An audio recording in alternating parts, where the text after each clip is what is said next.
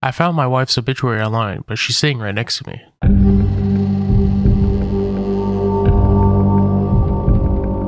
I am chronically online. I Google lots of things and people on board.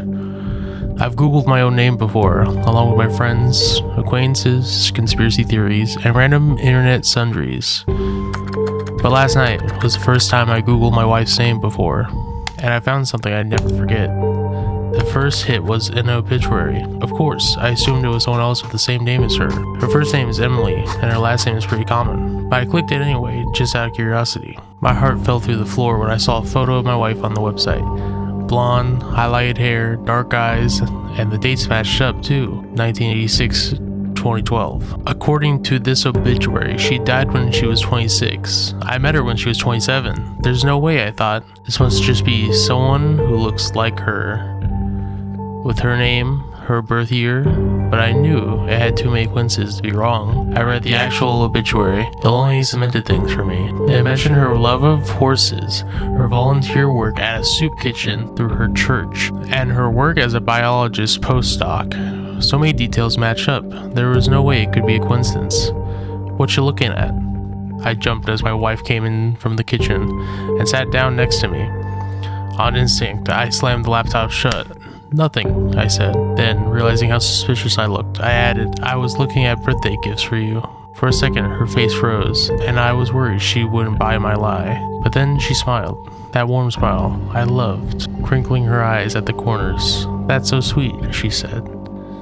Come and sit next to me. I swallowed. Yeah. She cuddled up next to me, but I felt completely on edge. The warmth of her skin no longer felt warm and inviting. In fact, a chill ran down my spine. After a few minutes, I extracted myself from her embrace. I don't feel good, I lied. I'm going to lie down. Aw, okay, she said, pouting. Before she could say anything more, I ran upstairs. As soon as I got on the bed, I brought up the obituary again. I stared at the grainy image of her face. It was definitely her, that warm smile, those mysterious dark eyes. There was no way it could be anyone else. I scrolled through some of the other results, and I realized that of those two were relevant to her death, there was a Facebook memorial page, friends posting on it, names I didn't recognize, mourning her loss more than 10 years ago. The university she worked at had put out a statement with their condolences as well. But then I found something that made my heart stop. A news article nestled at the bottom of the search results page. Emily hadn't just died, she had been murdered. My jaw hung open as I read the news article. Phrases popped out at me. No signs of forced entry, partial disassembly, and the killer still at large. The news article didn't have a photo of Emily though, so maybe this was a different Emily. It had to be. It couldn't be my Emily, who was sitting on the couch watching TV downstairs. A sound jolted me out of my thoughts. The door to the bedroom creaking open. Emily stood in the doorway, oddly still. The hallway light was off, shrouding her face in shadow. Emily, I asked, my voice shaking. I came up to check on you, she said in a soft, cool voice. Thanks, I said, quickly turning off my phone and slipping it behind me. I'm feeling a lot better now. I'm fine. I'm glad to hear that, she said, her voice going lower. I tried to keep my cool as she climbed into the bed with me.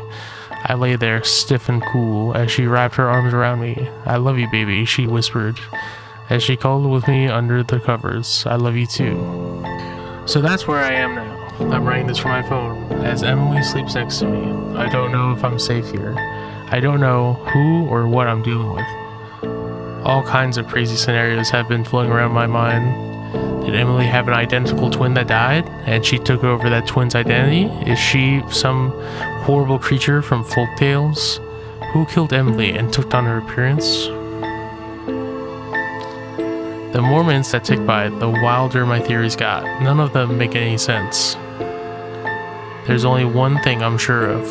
Whoever or whatever I'm sleeping next to isn't the real Emily.